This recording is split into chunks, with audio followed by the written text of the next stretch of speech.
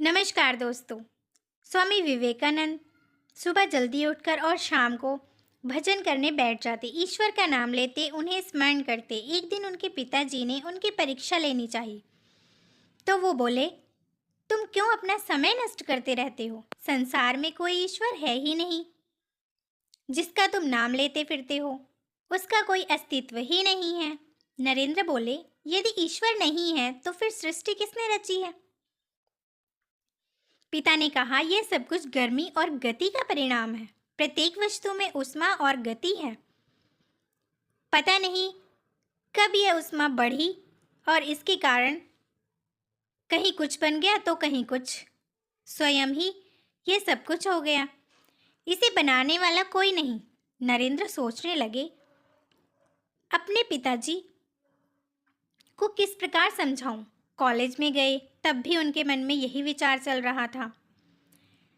उन्होंने एक बड़ा सा कागज लेकर सुंदर रंगों के साथ एक चित्र बनाया। चित्र बनाकर घर में आए, उसे कमरे में रख दिया जिसमें उनके पिताजी सोया करते थे।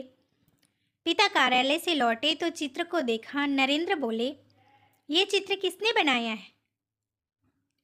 ये तो बहुत सुंदर है। नरेंद्र ने कहा, किसी ने भी तो नहीं बनाया, अपने आप ही बन गया। पिता ने आश्चर्य से कहा, अपने आप? ऐसे कैसे? नरेंद्र ने कहा, हाँ पिताजी, कॉलेज में कागज के रिम पड़े थे, उसमें ऊष्मा और गति आई तो एक रिम से ये कागज उड़कर मेज पर आ गया। एक अलमारी में रंग भी पड़े थे, उन्हें गर्मी जो लगी तो उनके अंदर से शक्ति आ गई। अलमारी से निकलकर वे कागज पर गिर पड़े और उसमें उसके ऊपर फैल गए और चित्र बन गया। पिता बोले, मुझसे उपहास करता है, भला ये अपने आप कैसे बन सकता है? नरेंद्र ने कहा, वैसे ही पिताजी, जैसे ये सृष्टि बन गई। यदि गर्मी की शक्ति से स्वयं इतनी बड़ी सृष्टि बन सकती है तो क्या ये छोटा सा चित्र नहीं बन सकता? नरेंद्र के पिताजी ने उनके ज्ञान की गहराई को समझ लिया। इस शरीर में जिस प्रकार आत्मा प्रत्येक कार्य को चलाती हुई शरीर का स्वामी बन बैठी है, वैसे ही इस संसार को चलाता हुआ ईश्वर संसार का स्वामी बनके प्रत्येक वस्तु के अंदर विद्यमान है।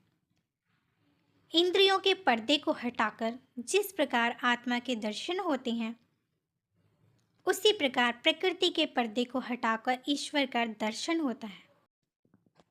तो दोस्तों, स्वामी विवेकानंद जी के अनुसार इस सृष्टि में ईश्वर हर एक वस्तु में, हर एक व्यक्ति में आत्मा के रूप में परमात्मा हर एक इंसान में बसा हुआ है। बस उसे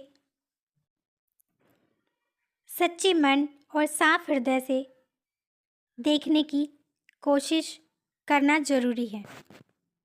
तो दोस्तों, ये कहानी आपको कैसी लगी कमेंट कर अवश्य बताएं।